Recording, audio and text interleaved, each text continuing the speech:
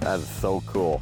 I spotted this fish on the graph, right on bottom, like 23 feet of water, and just put this thin fisher down, jigged it about 3 times, and it hammered it.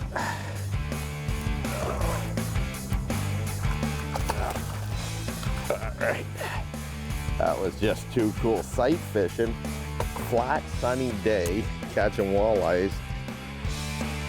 Look at that. Very nice. Coming up on this week's episode of Real Fishing, it's a mixed bag of early season angling. First, Bob fishes stateside on Lake Erie, casting and jigging the thin fisher blade bait, targeting bass and walleye.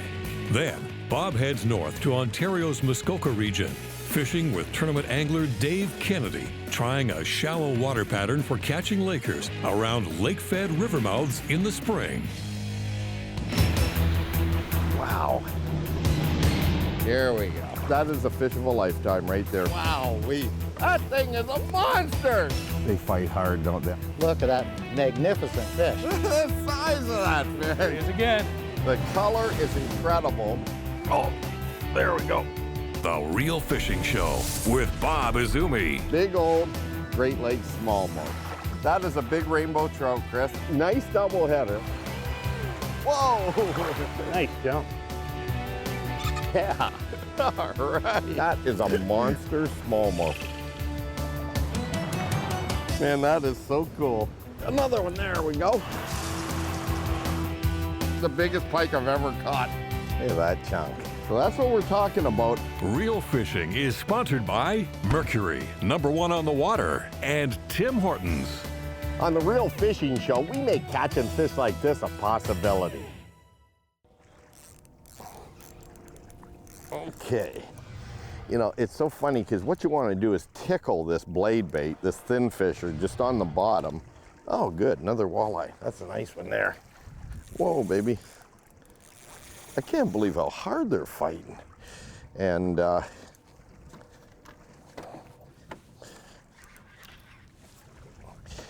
you just want to tickle it just off the bottom. And there we go. I'm using a red and a gold version here. And one of the keys is good sensitive rod in that Fenwick's yet, just a sensitivity where I can feel the blade vibrating as I lift it up and then just let it sink right down again and hit the bottom. And that's good eating size fish. For Erie, that's a real good eater right there. Not big, but not bad.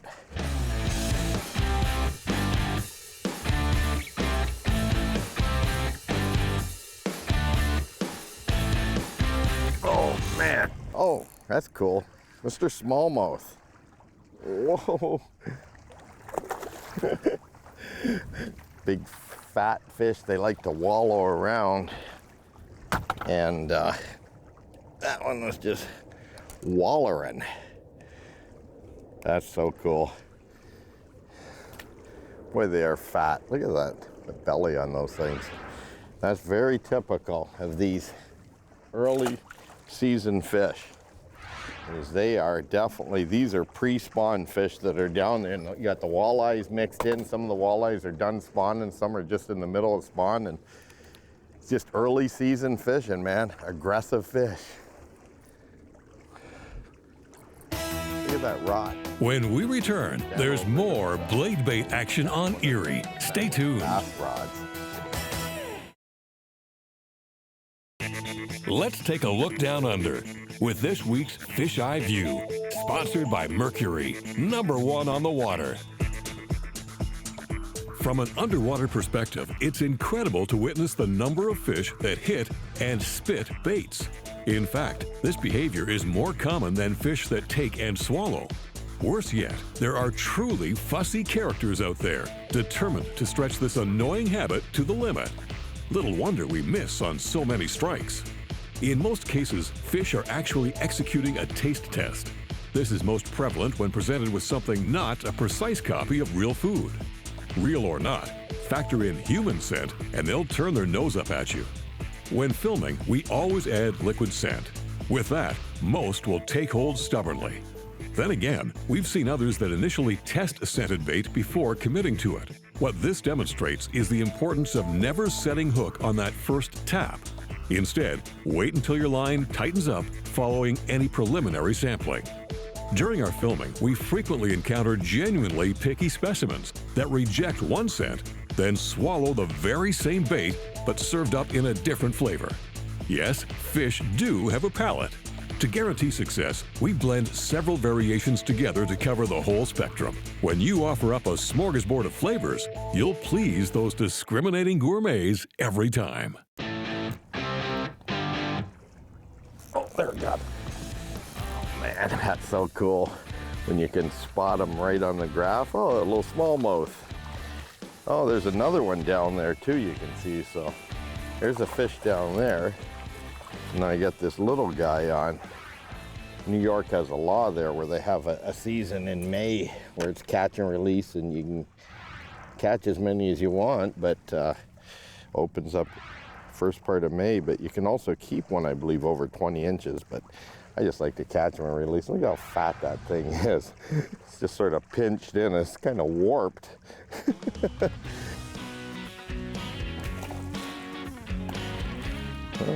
Okay, I'm just gonna go around with the electric and see if I can find that fish again.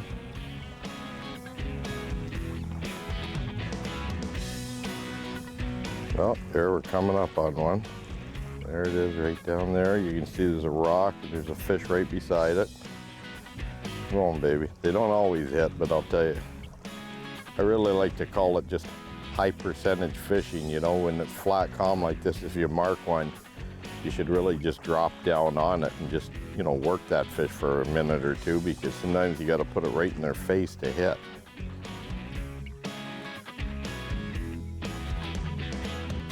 I want to talk about blade baits. Blade baits are a family of lures that are really fish catching machines. The bait I'm holding here is a Johnson Thin Fisher, and this is the half-ounce version. There's 3 different sizes. This is the largest size. Now, these blade jigs or blade baits catch just about everything that swims. You can cast them out, you can vertical jig them, and one of the cool things about them is that the Thin Fisher comes with 3 different hole positions, so that you can use this little snap that comes on it, and you can use it either for a tighter action or a wider wobble, either for vertical fishing or for casting. And we catch a lot of walleyes, a lot of smallmouth bass in deep water during the cold weather periods, both early and late in the season. We catch crappies in deep water. These baits are just one of those families of lures that seem to catch just about everything that swims. You can't have a tackle box without a selection of these. They really do work. Man, I just set the hook. It felt like I set on bottom. And then all of a sudden, I felt a little bit of movement down there. Look at that rod. It's just bent over, and this is a Elite Tech, one of the Fenwick bass rods. And it's a medium heavy rod. And I'm telling you. Now I'm in 24 feet of water here, and it's gotta be foul hooked. It's fighting too hard. Okay, there it comes. Oh yeah. These hooks, they are so sharp that these things just hook. Look at the size. That's a big walleye too. Oh, and it just fell out, I think, the hook. Yes, it did.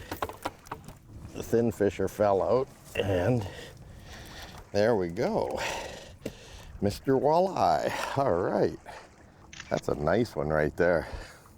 One of the things about, you know, throwing a blade bait during the cold water season is that you'll get a lot of mixed bag days. You'll get your days where you get your walleyes. You'll get your days when you get smallmouth and walleyes mixed, and yeah, you're going back.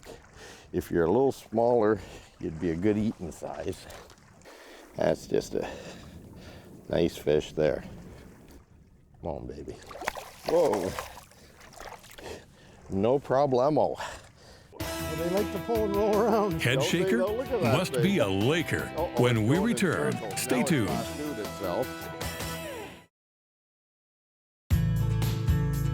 This tip of the week is sponsored by Coleman, the outdoor company.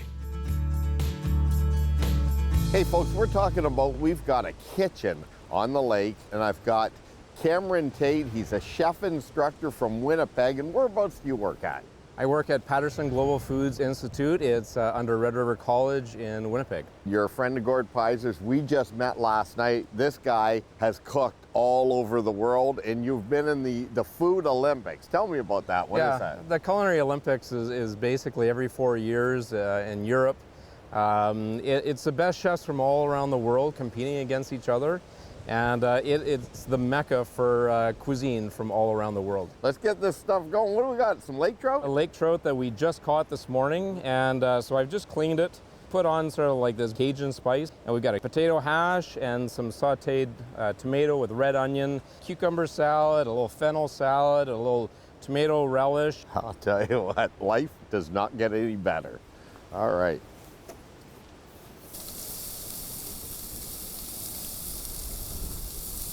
So we got them on the grill here. What's the next move? What I love about the Coleman stove is that it gets really hot.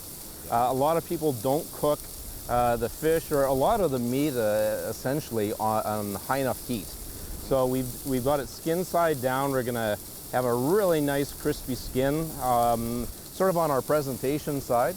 And then we're gonna cook it about 2.5 minutes on the one side, flip it over. This is such a beautiful fresh fish. We want to cook it around medium and then just a little bit of a carryover. It's a real shame if we overcook this and it becomes dry. So just when it's starting to curl up there, you see it's just starting to cook about rare. Yep. Right now, this one here is going to be done a little bit sooner, so we go like that. Those fish are looking pretty good. So we've got this, a little bit of a young potato and a bacon hash we've got on here. And so we're gonna take this nice fish here, and we're gonna put it on there like that. And what we've got here is we're gonna do a few cucumbers. And I've got this fennel slaw that Gord just sort of made up here. We're going to put that on top. And we've got this roasted tomato, sort of a cream sauce with a little bit of a mayonnaise. We're going to put it on top. And a little bit of a fresh lemon. And bon appetit. All right, very nice. In a recap, just to cook the lake trout, you're basically cooking them skin side down first, then flipping them over, 2.5 minutes on each side, and you added a few things there. Yeah, what I did is I have my spice blend that I make up, and it's sort of like a Cajun blackening spice. It gives it a little bit of a kick, which is great. And then just a little bit of a Meyer lemon syrup that I put on there, and a pink sea salt, and a little bit of lemon and white wine. Right on. And olive oil. That's right. A little bit of olive oil. That's right. Very nice. Well, I think it's really impolite if I eat this in front of you folks, so let me just take this in the Snow Bear, and I just want to thank you very much. I'm going to go dine with all my friends in the Snow Bear. We won't tell those guys who are out there fishing.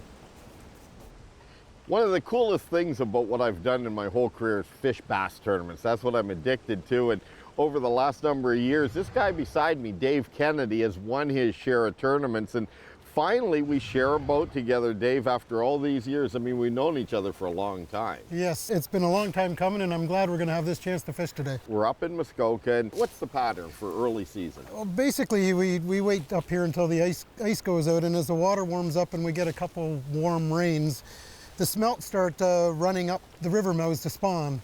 And all these lake trout follow the smelt. And there's a current coming out of these river mouths, and there's big sandbars created by them, and usually there's a steep drop off at the sandbar, and the trout either get up on the shallows and chase the smelt, or they wait right on the break line, and they're with their mouths open, ready to eat. And the cool thing is, this is a pattern you can do anywhere there's river mouths and lakes that have lake trout, right? 100%. The whole key, though, is early season, right? Early season and when the smelt are running. Well, let's go have a look and see if the pattern holds true. What do you think? Let's do it.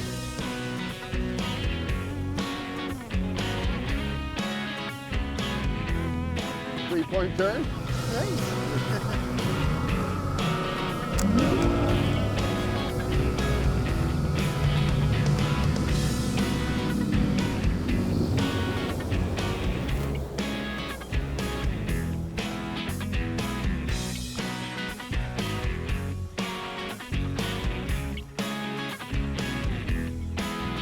Okay. What do you got there, Bob? Well, it feels like a head shaker, and I'm thinking Laker. So do you think you want me to head towards this log right here? Yeah.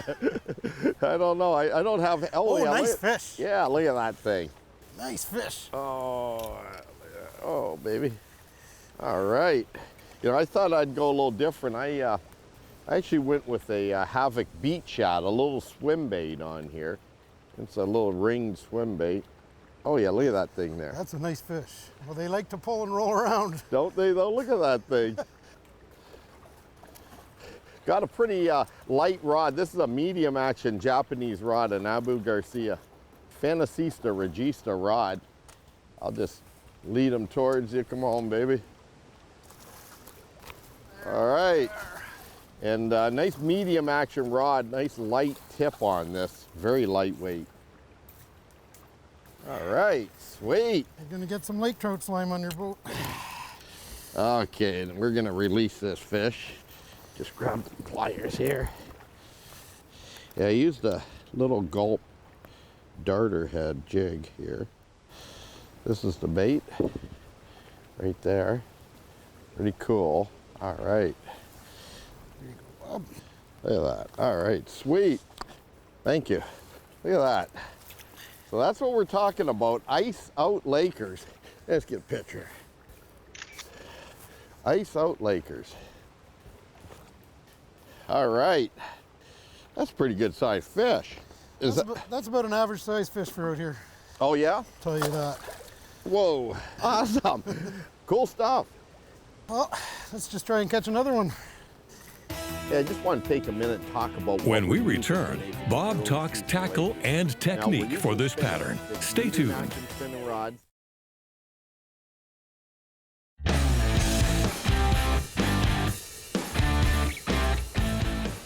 Yeah, I just want to take a minute and talk about what we're using today for these early season Lakers. Now, we're using spinning outfits, medium action spinning rods, and basically a braided fishing line's good so that you get a good hook set and you can feel what's going down.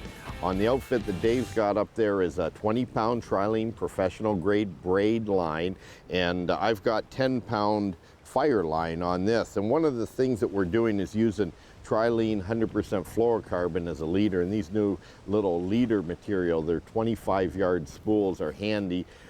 Peel off maybe 4 or 5 feet of fluorocarbon.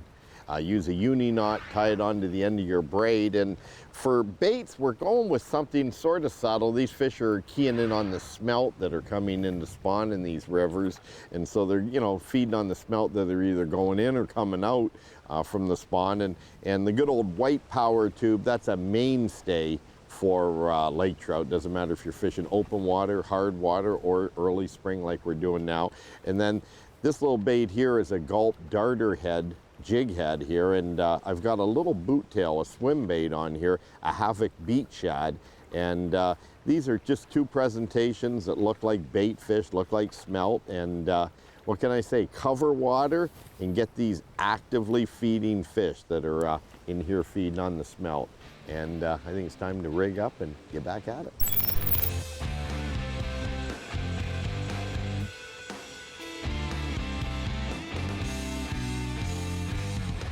There we go, right into the boat. No way. Vertical jigging.